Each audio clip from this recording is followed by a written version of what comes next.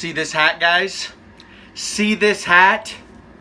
Won over Tom Brady's dead ass.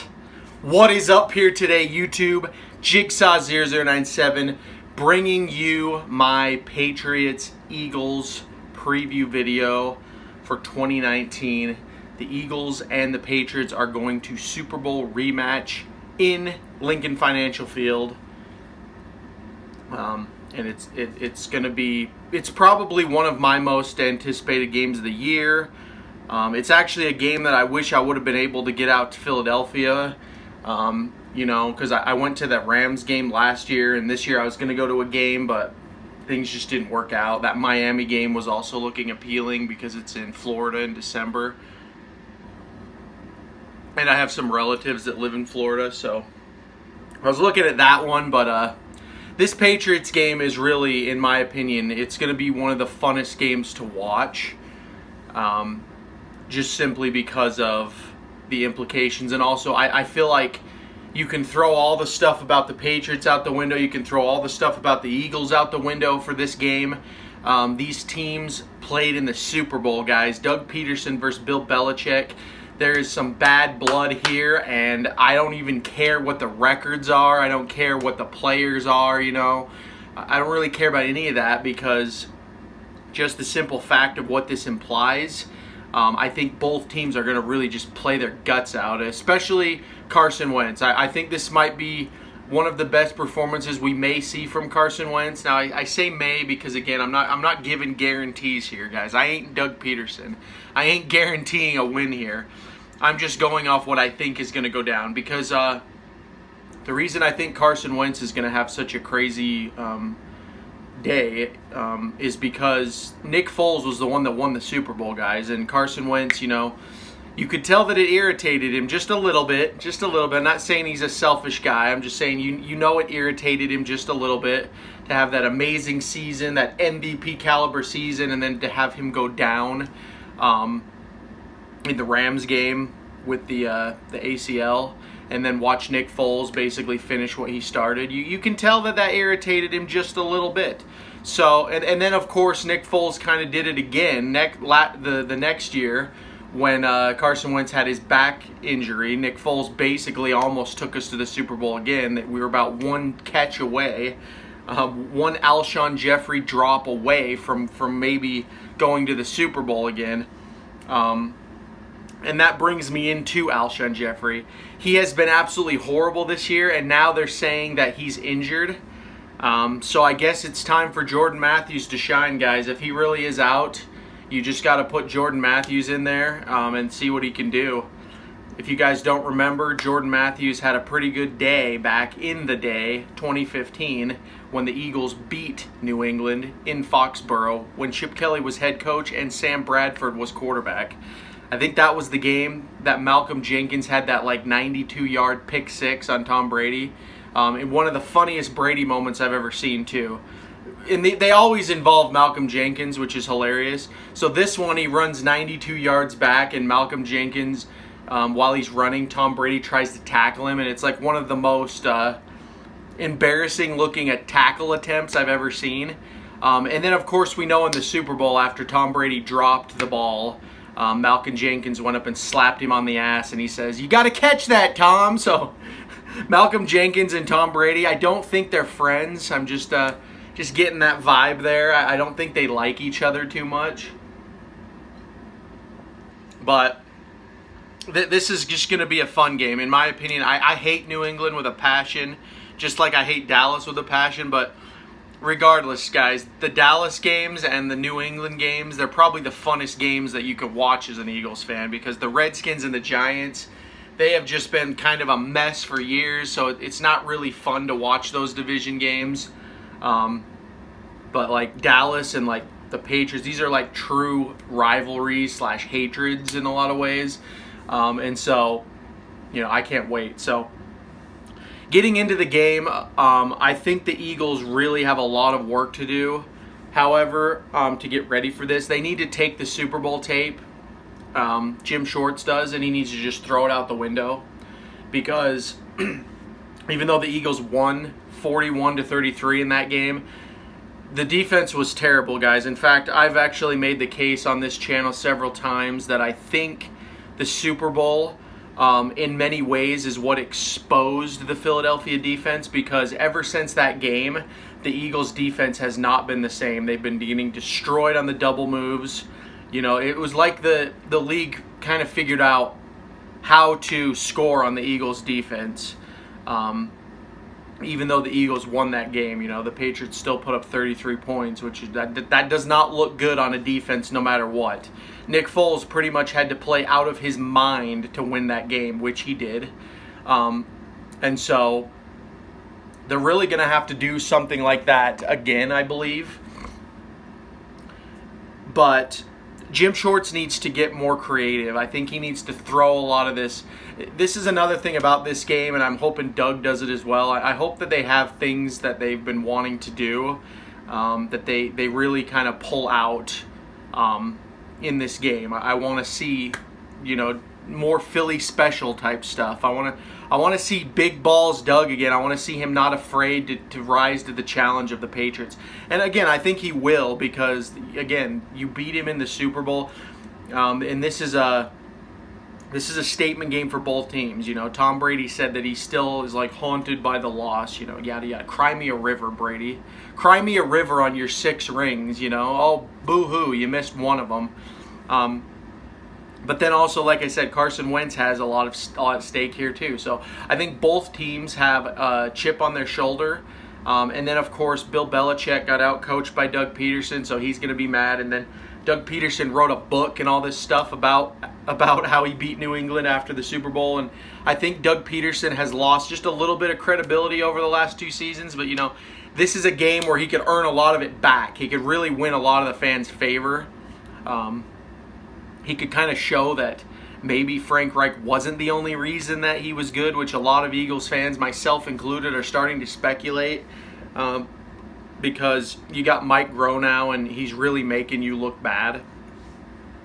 And I think Jim Schwartz, he has a lot to prove as well. Like I said, he really needs to show that his defense can... None of this like sticks crap. I don't want to see any of this like prevent defense. I want to see him blitz more, like pretty much what the 49ers did against the Seahawks. That's kind of what I wish Jim Schwartz would do, and it's something that he's pretty good at. But he just, for some reason, he likes to play conservative. He's one of the most conservative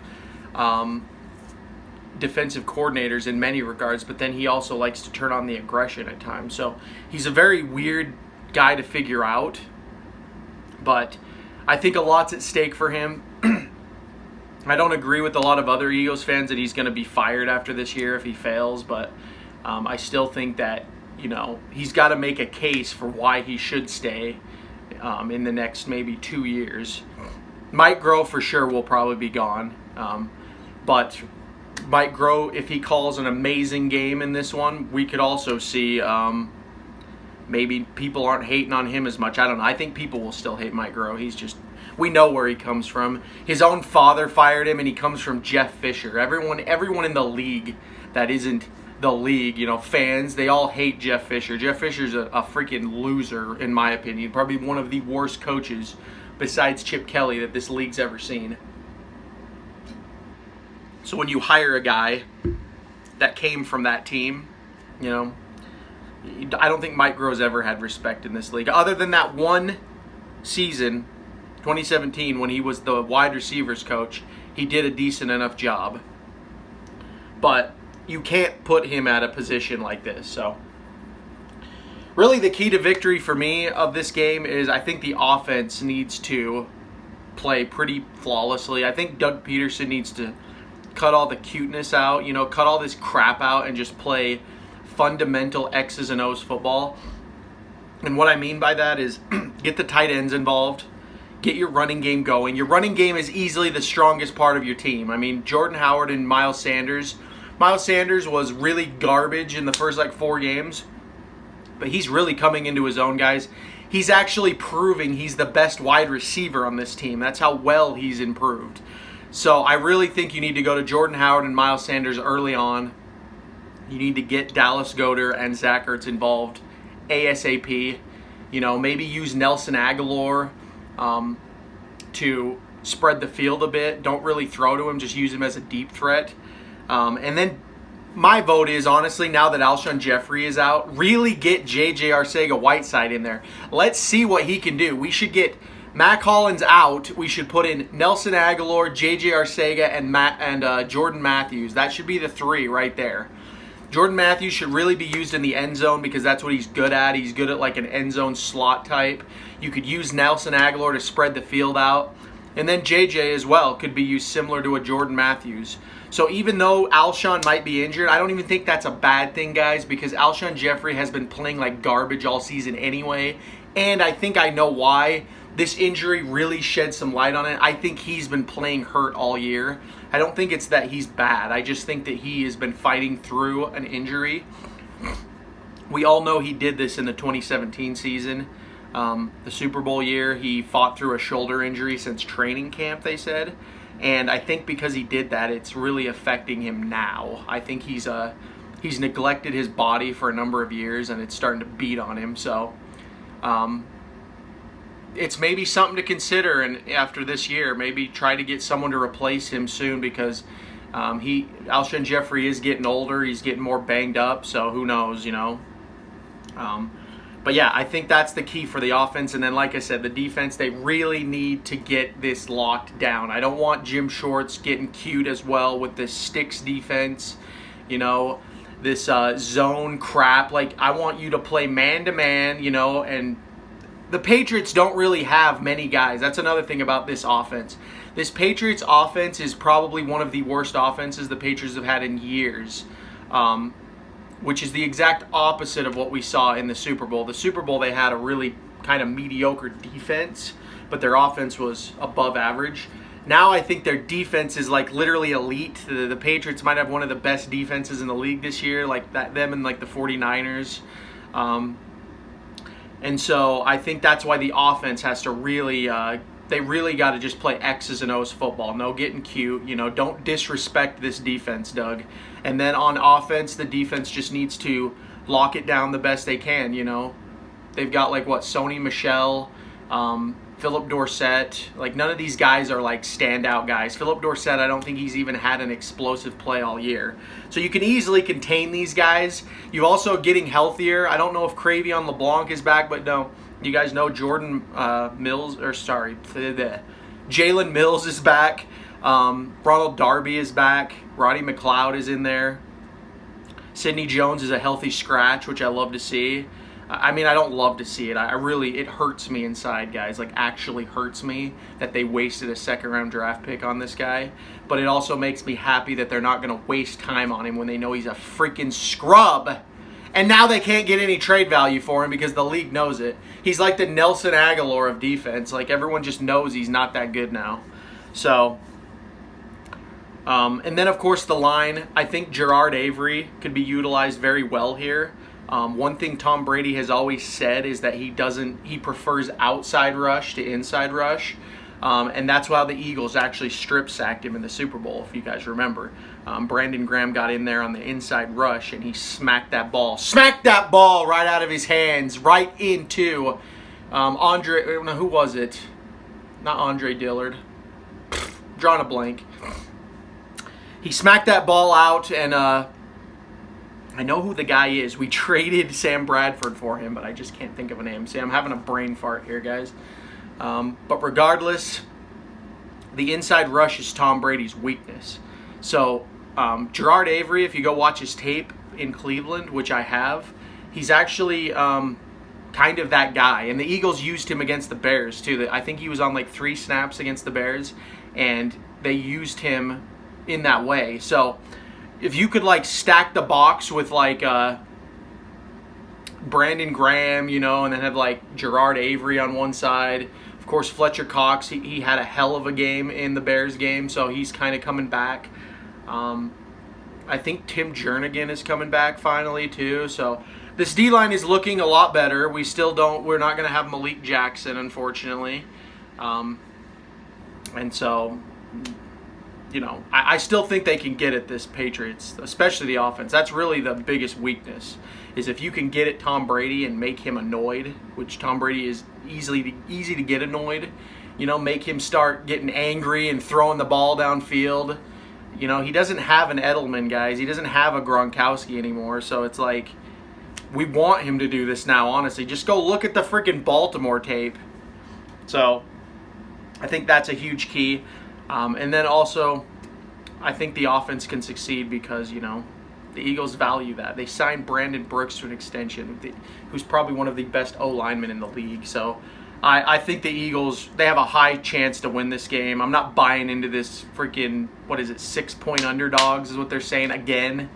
And, you know, that's fine because the Eagles operate as underdogs. If the media wants to keep feeding Philadelphia this crap, like Orlando Scandrick, what he said, you know, and then we go and win 2 straight, I mean, bring it on.